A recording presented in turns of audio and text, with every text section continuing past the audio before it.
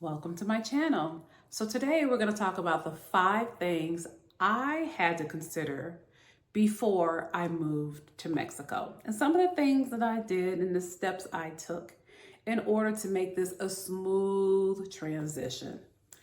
My name is Regina Dillard. If this is your first time here, I help people bring fulfillment and joy into their lives through travel. Okay, so let's jump right into it. First thing I had to do is figure out where I wanted to go. So I made a list of 5 places I wanted to consider. Mexico wasn't on the top of the list at the time, but I'll tell you, it was Portugal, it was Ecuador, Panama, Costa Rica, and Mexico. Those were my top 5. So once I determined that those were the 5 countries I was interested in, I just made a list, and under each country, I determined which areas are the safest. Which are the safest places in those countries to visit? Which one are the most friendly to expats, particularly to Black expats? And if there are communities of Black expats already living there. Number 1, the reason why I did that was because I wanted to create a safe landing for myself. Now, first, I realized that I'm traveling as a solo traveler. So in order for me to feel comfortable and to feel safe, I had to do my due diligence. So safety is priority. I need to know where to go. No matter what you hear on the news or propaganda, or, the fears that are instilled in you by family members when you share with them where you want to go, you have to make sure that you feel safe. You can never make them feel safe because sometimes they're just not going to understand it. And I have a whole nother video for that. But you want to make sure you do it, you investigate. And there are many YouTube channels that you can watch of people that are already living in those countries, living in those areas, that can tell you these are the best places to live within these countries. Second of all, you have to consider the cost of living. How far will my dollars go? In Portugal, my money would not have gone as far as it would in some of these other countries like Mexico. I know that the dollars would go a long way, particularly if I was earning money in the United States and bringing money here. So that made a big difference. But again, before I made that decision, I just made a list of the cost of living for each country under, the country heading. So under Portugal, what's the cost of living? What's rent? What's food? What's transportation? Other utilities and other expenses like Wi-Fi, water, for each country. So those are the things that I did in my discovery. Second, I went to Facebook and I joined all of the groups that I could that was related to the countries that I wanted to or was interested in living in. And there are plenty. I would say start there. So once you've done your due diligence about where you want to go and the cost of living, make sure you join those Facebook groups. They are worth their weight in gold. You have these community leaders and admins who can answer questions. More than likely, you can go into the search box and type the question you have. Someone will have already answered that question, particularly if there are thousands of people in these groups.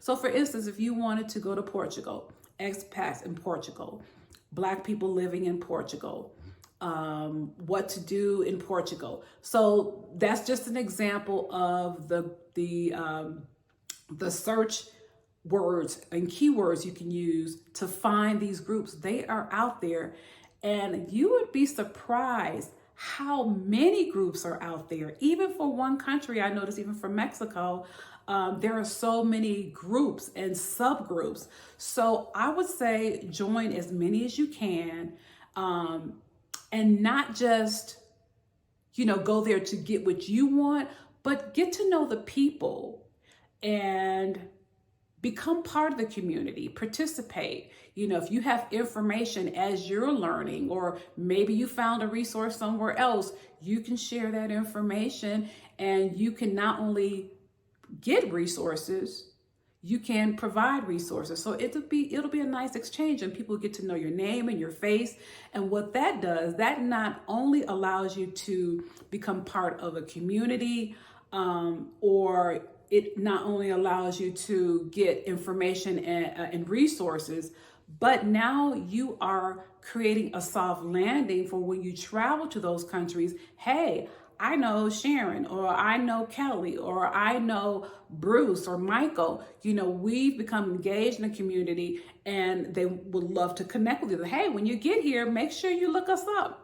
So now you've created a soft landing. It's not like you're going there not knowing anyone. So these groups are important, because it is important that you create community before you go and after you go. You don't want to just show up in a strange country and not know anyone, because the first thing you want to do is go back home. You want to go back to what's familiar. So join the groups. That's number 2. That could be number 3, but I'm just going to use that as number 2, because I said, do your due diligence about where you want to go. Number 2, find out about the cost of living and all the expenses. And then number 3, join the Facebook group. But I'm going to link 1 and 2, the first and second one together, and consider that one. Facebook groups, I'm going to say that's number 2. Okay, number 3, I had to determine how I was going to support myself while I'm traveling, and more importantly, while I'm here in Mexico. Number 1, did I want to continue house sitting? And that will save me a lot of money. Number 2, do I want to rent an apartment while I'm here? Do I want to find housing? Do I want to purchase a home while I'm here? But in order to do that, I had to determine how I was going to support myself. So there's a few ways that I earn money. So I knew that I had 3 skills. Number 1, as I mentioned in a previous video, my background is as a senior executive assistant working in the corporate sector, supporting CEOs and senior officers. Number 2, I have a food service background. I have a culinary arts background, and I can prepare food. Number 3, I am a content creator for YouTube, for e-courses that I create, and also writing LinkedIn articles. So right there, those are 3 ways that I generate income. And I'm going to break it down so that you'll know exactly what you can do if you decided to move abroad. But I'll use myself as an example. So when I decided to come, I knew I had savings. I knew I had a little money put away. Of course, I have my 401k, which I didn't want to touch. So I had to think about, okay, as far as cash flow, what do I want to do to earn income so I don't have to tap into those other resources? Well, number 1, I decided to just utilize those 3 skills that I have. I really didn't want to hone on one. I wanted to create opportunities in all areas. Now, I knew the food service would be more hands-on, but of course, I don't want to be hands-on in all 3 areas and spreading myself thin. So I started researching, how can I utilize my background as a travel chef, as a culinary professional in the local markets. So once again, going back to those groups, I created community and was able to meet with other business owners prior to coming here. And when I got here, I met another chef. Things just happen like that. When you're traveling abroad or when you have intention, you just start meeting people that are connected to your vision. I attended a brunch and I met a woman that was a chef, and she was sitting right next to me. She was wonderful. She was able to spend time with me. As a matter of fact, we spent 2 separate days together going all over the city of San Miguel, and she showed me where all the markets are. She connected me with her contacts. She showed me where the paper goods and supply store was. She was a wealth of information. No gatekeeping involved. She was very helpful, and you'll be surprised that that's kind of the energy you get when you travel abroad, because you are connecting with like-minded people. They want you to succeed. So after I received all of that information, I started doing my due diligence. Okay, how much do I need in order for me to make a profit here? Because obviously the US dollar and the Mexican pesos is very different. So it's like 20 cents to the dollar.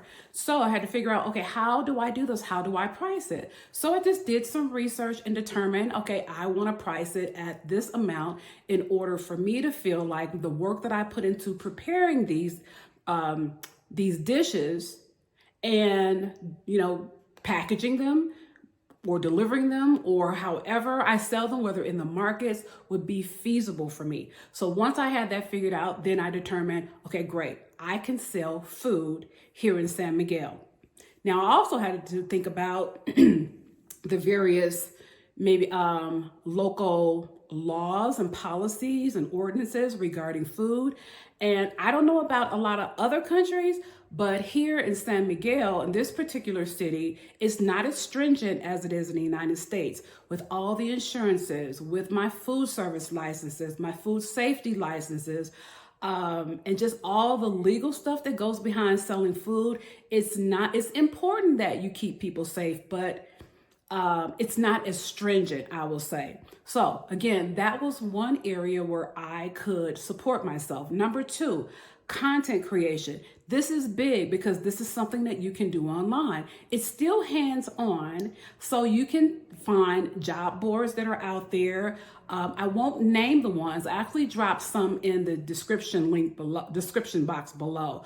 But there are so many. But just be mindful that there are paid and non-paid sites. You want to start with maybe a Google search and put in exactly what you want. So make sure when you're doing a Google search, you'll say, let me just use myself as an example. Executive assistant, A&D, capital letters. Remote, capital letters, and capital letters, anywhere in the world. Okay, so you are giving information, specific information to Google to search what you want. Because if you just put executive assistant, now you're going to have to filter through all the jobs that are either remote, and then if it's not remote, it may be hybrid, which you may not want. And then if it is hybrid, that means that you're going to have to maybe live in the United States, which you don't want to do. So you want a certain job, A&D, capital letters, remote, and then A&D, capital letters, anywhere in the world. So that is very specific. So if you don't find what you need in Google, I suggest you go to some of the job boards. Again, some of them are paid, some of them are non-paid. And I'll just give you 2 that I've used. Flex Jobs, which is a monthly subscription. And then the second one is Upwork. Now, Upwork has like a 2-payment tier. You have to buy these tokens in advance in order to submit a proposal to your potential work. Okay, it's not really a big deal. Maybe you buy 100 for $15. And if you submit a proposal to a potential client, they may say, oh, this client requires 5 tokens. You have to submit 5 tokens for submission to this particular client. Another might be 10, another might be 15. But again, I don't apply to every position, only the positions that I want, only the positions that will allow me to work anywhere in the US. So just make sure you read through all of those. And then the non-paid sites, there are a few. You have Glassdoor, you have LinkedIn. But from my experience, some of those jobs, they fill very quickly. I would filter them for jobs that have been posted within the last 24 to 72 hours. And just do your due diligence. Just make sure that company actually exists, because some of these sites are just really feeder sites. Or some of these job postings are feeder postings that really want to grab your personal information and just start sending you a whole bunch of spam texts, spam emails. I've seen that. I've been a victim of that. It's tiring. So the paid ones, like specifically Upwork and what's the other one I said? And Flex Jobs, they screen all of these organizations to make sure these organizations are legit. So what I do, I just look for what I want, only for what I want. I'm really good at creating e-courses because I have e-courses. I'm proficient in that area. I write articles for LinkedIn. And so I make sure that whenever I go to these job boards and I'm applying, that I make sure that I include that information and all of my work in my gallery so people can see, oh, okay, not only is she an executive assistant, she writes articles for LinkedIn and she is a content creator. She creates e-courses. You never know what people might need. So working as a contractor, a 1099 contractor, is a great way to support yourself. And it's a great way for me to support myself. And as a bonus, I look for US-based companies only. Why? I think you know why, because those dollars are going to stretch. Bringing US dollars here to Mexico, it's an automatic win. It's an automatic win. And then because the cost of living is much lower here, you may not have to work a full-time job. 30 hours, 25 hours may get the job done. So consider those areas and ways that you can support yourself. Here in San Miguel de Allende, this is a artistic town. Everywhere is filled with art and culture. You see artists everywhere. Art and culture is really what this town is all about. And if you are an artist, this is would be a paradise for any artist. So consider perhaps applying for an artist registry. Maybe you can do an online Google search for artist residencies in Mexico or whatever country you want to land in. And these residencies will pay you a stipend for your daily living costs, and also may include housing and all of your tools, materials, and resources that you need to create your art. So if you are like a young person, you don't have to just be a young person, but what I would say, like my son, he's in the arts field and he's 24 years old.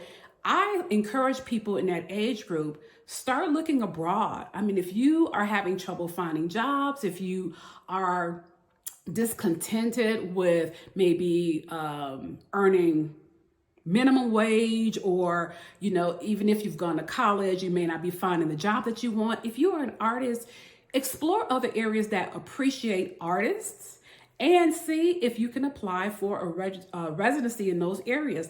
I have an acquaintance that lives in the Chapala area. That's closer to Guadalajara. And she came there on a Mexican artist registry. And she was, over 40 years old. So it doesn't matter the age, but I just think the younger you are, it's just, that would be an amazing time to get started. Okay, so I have to look at my notes because I want to make sure I stay on track. Okay, yeah, so those are the ways you can support yourself.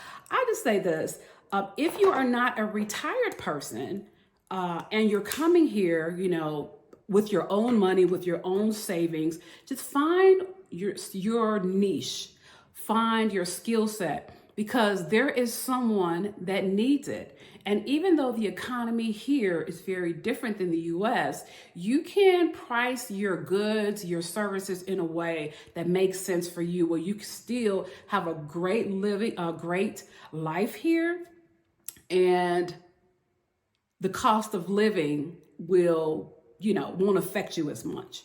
Okay, so those are the things that I did and some of the suggestions that I have as a way for you to earn a living here in San Miguel. And not just that, let me just add this. If you are a barber, a hairstylist, you are someone or in an industry where you have a service that's needed, particularly within the Black community, you're needed. I'm just going to say that. You're needed. So consider that as well. Okay, so I'm going to move on to number 4. Okay, number 4, visa and other legal requirements. So I'm just going to use myself as an example because I don't want to dive down that rabbit hole on this video. I'll just tell you some of the things that I did. I started off and I wanted to apply for my temporary residency. One of the reasons why I wanted to apply for a residency is because, yeah, you can come to Mexico on a tourist visa if you're from the United States and stay up to 180 days. But I knew that I didn't want to go back and forth to border, beyond the border to the U.S. and then come back to start the 180 days over and keep going back, keep getting kicked out and going back and forth. I said, I want a place to land. If I decide to secure an apartment or a house, I wanted a place to keep my stuff. I don't want to keep lugging all that stuff back and forth. So I decided to apply for a Mexican temporary residency, and it would feel more like home. So it just made sense. So I did some research. I talked to a couple people. I started the process at the the consulate office, the Mexican consulate office nearest to me, which was in Chicago. So that's where I started. I had to apply for a date. Once you request a date, then they send you the application. You complete the application, which includes, of course, your personal information. They want to verify whether you are a U.S. citizen. I used my passport. I had to send them like the front and back of it. And I also had to show that I could support myself financially while I was here. It's called financial solvency or economic solvency. Now, that's where it can get a little tricky. I don't want to mislead you or give you misinformation. Again, I'll just tell you what I did and what I've learned. So, in different cities within the United States, there are different, I would say, economic or financial solvency thresholds. In Chicago, you have to earn at least $250 per month. And you have to show that. Either you have to show that in your checking account, your savings account, a combination of both, that you are having some type of direct deposit or some type of deposit that's going through your local bank account. And you have to gather that information at least 6 to 12 months worth, whatever they request, usually 6 months. And you have to have it notarized. That's something you will have to present with your application once you're applying at the Mexican consulate office. Now, I will say that they also will accept if you have a certain dollar amount in your savings account. Say, for instance, you are retired, but you have maybe savings in your retirement account. You may have a certain amount in your 401k. I think in Chicago it's $120,000. So again, you either prove that you have current income if you're still working of at least $5,250 or $120,000 in your savings account. Whichever it is, you have to pull that information. You have to have physical paperwork, have it documented, meaning you have to have it verified and notarized from the bank, and then you can submit that. So now this is different for each state or the Mexican consulate in different states in the union. And this really surprised me. I don't know why this is. In, say, for instance, Albuquerque, New Mexico, the threshold that you have to prove as far as financial solvency could be $1,200 a month. You can go 3 hours from Chicago to Indianapolis. It may be $3,000 a month. You can go maybe into South Florida, maybe Miami, and maybe it's $4,000 a month. It's different.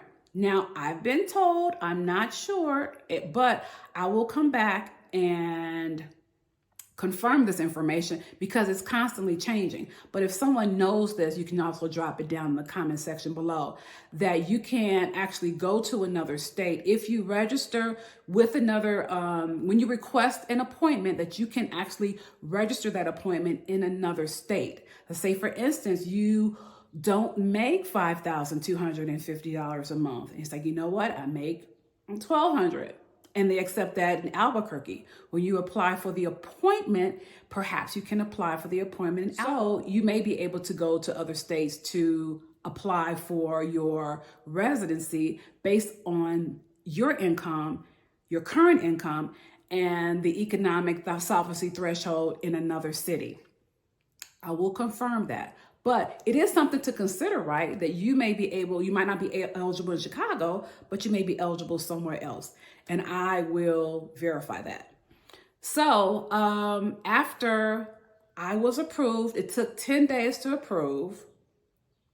Oh, let me also include, not only if you're like working remote or you're allowed to work remote, you can include any bonuses or other financial gifts that your company gives you, like your annual increase, or if you get like a bonus every year, you can include that as part of your economic solvency. As long as you can prove that it's coming through your checking account or through one of your banking accounts, it's fine. You can actually add that to your salary. Okay, so, and that might actually boost you over the amount so that you can get where you need to be. So once I was approved, I had 180 days from the day I was approved to get to Mexico. So once I got to the Mexico side, I worked with an agent, and you can actually do this yourself. But for me, I don't want the headache. I didn't speak the language as fluently as I like. I had an agent who was a Mexican national. She was referred by just about everyone in my San Miguel de Allende Facebook group. She is wonderful. And she helped me complete the paperwork on that side. It was completed the same day. I got my temporary residency card that day. And so now I'm able to, rent an apartment or open a bank account. It just opens up a different world for me. And I don't have to worry about getting kicked out 180 days and go back to the US because my tourist visa expires. I can stay here. And after another year, I apply again. And then I'm extended maybe 1 to 3 years more. So that's what I did. I had to consider whether I wanted to just go back and forth as a tourist or stay here. And my goal was always to stay here. So those are the steps I took. And if you want more information, you can always book a consultation with me at the link below. Okay, I can help you walk through all of it so that you won't have the red tape that I went through. Then of course, let me just add this. Once you apply, of course, now the person that I work with, you have to pay that person's fee. No matter if you work with my person or someone else, you have to pay their fee, because what they're doing is it's helping you process the paperwork.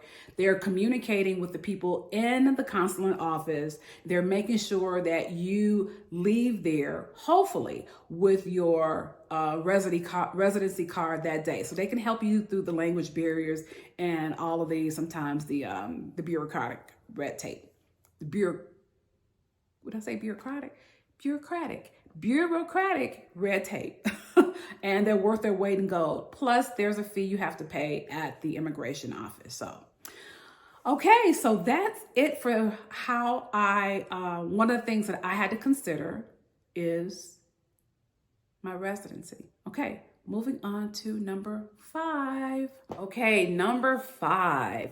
Last but certainly not least, language barriers. That is a big one for many. Now, I started off learning the foundation of the language when I was in 5th grade. I was part of a program where they had the strongest readers help ESL students learn and strengthen their skills in the English language. And in return, they helped us learn Spanish. So, I learned basic things like numbers, colors, places, things, and basic sentence structure. But as I got older, of course, if you don't use it, you lose it. But I still retain some of it. Some things never go away, but for the most part, if you don't use it, you lose it. So then about, I would say a year ago, I started using Duolingo. That's an app that you can utilize to set the foundation for learning the language. And that changed everything for me. In the beginning, I was committed. I committed 20 to 30 minutes per day. 20 minutes, no less than 20 minutes, but 30 minutes at the most per day. Because that really is the way to solidify the language. It becomes part of you. You have to commit to it and you have to use it. You have to practice it. Repetition with anything, especially with language, is key. And I was committed. I was learning, more than just colors and numbers, but I was learning sentence structure and, the way that nouns and verbs are used in the Mexican language, which is rooted in Spanish. So I learned, I'm going to say I was proficient because there are still some language barriers, but those apps, they help. And now I'm not promoting Duolingo. Now I'm not even sure why I'm saying their name, but I will say this, that Duolingo really helped me because it was user-friendly.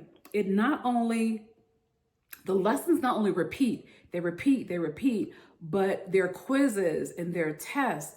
And then there are levels, and you can compete with friends. You can invite friends on to compete with you or to cheer them on or to go to the next level with you. You can go like to Ruby level, then Emerald level and Gold level. And, you're not competing really with other people. I mean, you can do it for fun, but you're really competing against yourself because you're the one that's trying to learn. But it's always nice when you can bring others on board to learn with you. And so for a while, I had all my kids on, and then they dropped off for a while. I had some relatives on, and I'm not even sure if they're still on anymore, but it really helped me. They have stories, they have a blog in Spanish, and then you can just follow along. It's really about your listening skills when it comes to language, how much you can interpret when you're listening and actually using it. So, it's easier for children to learn, and I highly recommend if you have young children, immerse them in a second language at a young age, because it'll be like riding a bike when they become my age. And it's just easier for them to retain. But I just feel that the apps, it was just so user-friendly. It just helped me connect quickly. Now, again, there's still things that I'm learning because I can speak, or ask for things like, where's the orange juice? ¿Dónde es, ¿dónde está naranja en botellas? Like, where's the orange juice in bottles? And when they say something back to me, that's the hard part because they're speaking so quickly, I don't really know. It's hard for me to interpret what I'm hearing when they, return or respond.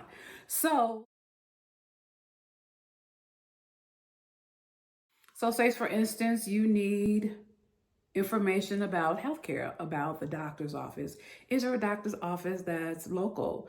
How do you get to the nearest grocery store? How do you get certain goods that you may need? Just basic things. And sometimes it's an irritant to some people in other cultures where you're not even trying to learn the language. It's like you come over here expecting everybody to know English, but you haven't attempted to learn the mother language. And I just think there's a lot to say